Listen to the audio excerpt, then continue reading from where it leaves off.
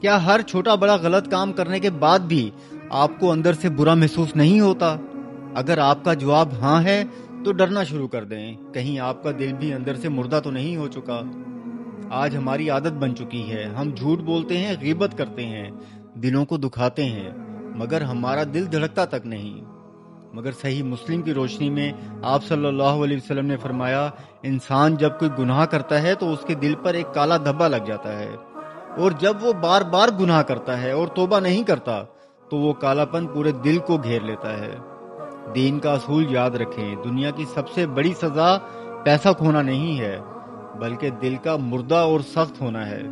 آپ صلی اللہ علیہ وسلم فرماتے ہیں، انسان کے جسم میں گوشت کا ایک ایسا لوتھڑا ہے، اگر وہ ٹھیک ہے تو پورا جسم ٹھیک ہے، اور اگر وہ خراب ہے تو پورا جسم خراب ہے۔ اور سنو، وہ دل ہے۔ اپنے دل کو چیک کریں، اگر آج بھی غلطی پر رونا آتا ہے تو اللہ کا شکر ادا کریں، آپ ابھی زندہ ہیں۔